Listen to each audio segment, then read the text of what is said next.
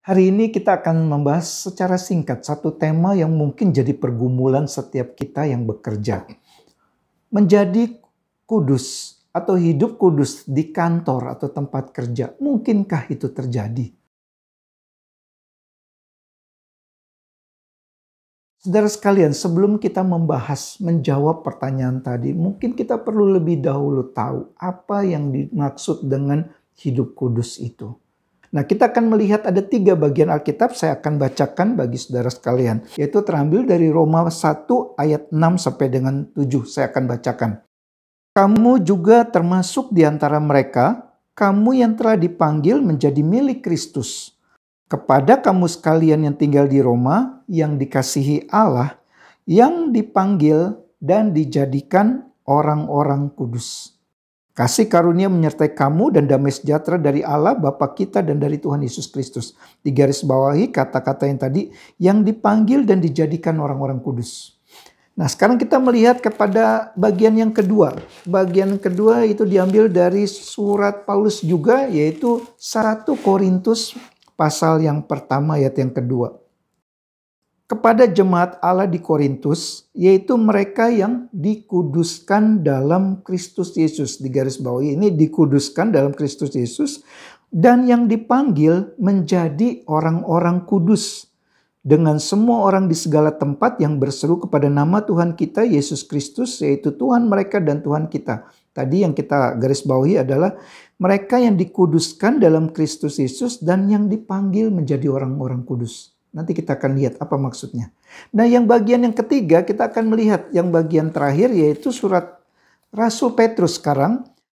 1 Petrus pasal yang pertama ayat ke-15 dan 16. Tetapi hendaklah kamu menjadi kudus di dalam seluruh hidupmu sama seperti Dia yang kudus yang telah memanggil kamu. Sebab ada tertulis, kuduslah kamu sebab aku kudus. Dari 3 bagian tadi kita akan melihat Roma dipanggil dan dijadikan orang kudus. Di sini artinya kata dipanggil dan dijadikan itu sesuatu yang bersifat pasif. Itu satu sifatnya pasif, itu adalah sebuah karya Allah dan itu bicara tentang status kita, kondisi kita. Kondisi kita dipanggil menjadi orang kudus.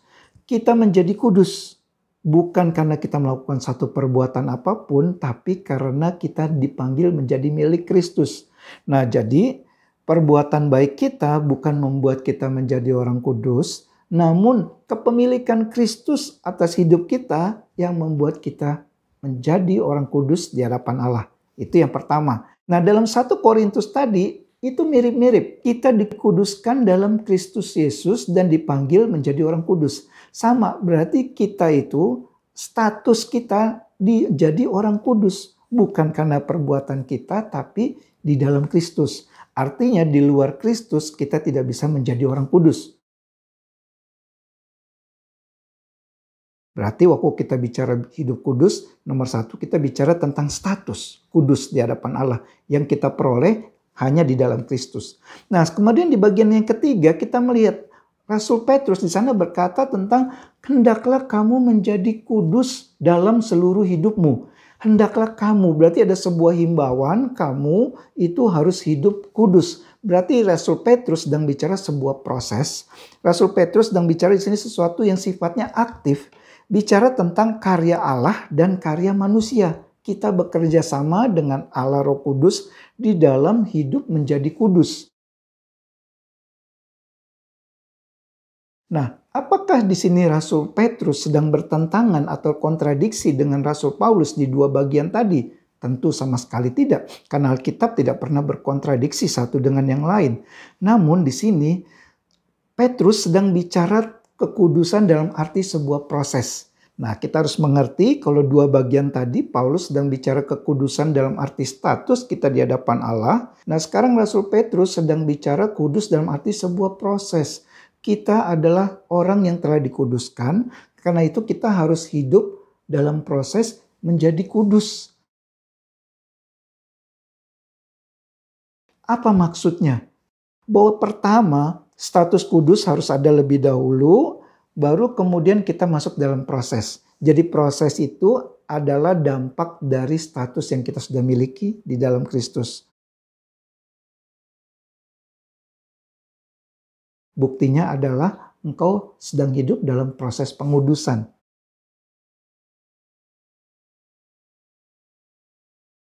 Nah, berarti di sini sebaliknya saudara sekalian. Waktu kita tidak hidup di dalam sebuah proses pengudusan, waktu kita tidak memiliki kerinduan itu, maka di situ perlu dipertanyakan, apakah kita sudah mendapatkan status sebagai orang kudus di hadapan Allah atau tidak? Nah, sekarang kita mau menjawab pertanyaan di awal tadi. Hidup kudus di kantor atau tempat kerja mungkinkah? Secara prinsip aja, ada dua paling tidak. Prinsipnya pertama, waktu kita bicara kekudusan di dalam kantor atau pekerjaan kita, pertama bicara kekudusan di dalam hati. Sesuatu yang sifatnya internal.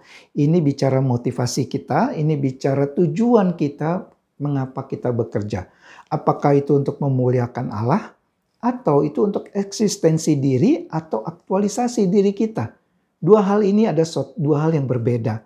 Nah, waktu kita melihat pekerjaan kita, penghasilan yang kita dapatkan, apakah kita melihat itu sebagai hanya sebuah sarana untuk kita mendapat nafkah untuk kehidupan kita sehari-hari, atau kita melihat itu sebagai sebuah sarana dan kesempatan untuk kita bisa melayani Tuhan di dalam pekerjaan kita dan melalui pekerjaan kita tersebut. Jadi bicara kekudusan, setiap kita perlu mencari, merefleksikan diri kita lebih dahulu. Apa motivasi dan tujuan kita bekerja? Nah, yang kedua, bicara kekudusan juga sesuatu yang sifatnya eksternal. Nah, ini bicara tindakan, sikap, perkataan, perilaku kita dalam kita bekerja. Bagaimana sikap kita terhadap atasan? Menghormati, ramah kepada rekan kerja maupun kepada bawahan kita, memiliki loyalitas, tanggung jawab, disiplin, kerja keras, kejujuran dalam bekerja, itu semua kita lakukan sebagai orang-orang yang statusnya telah menjadi orang kudus di hadapan Allah.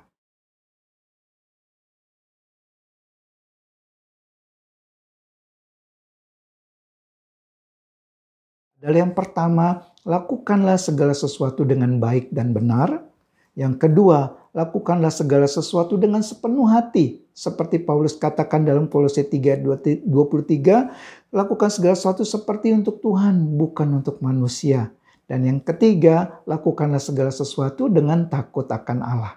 Waktu kita lakukan semuanya itu dengan tiga prinsip ini, maka kita telah bekerja, hidup berbeda dengan orang-orang dunia, dan dengan begitu, itu kita sedang hidup kudus di tempat kerja kita atau di kantor kita.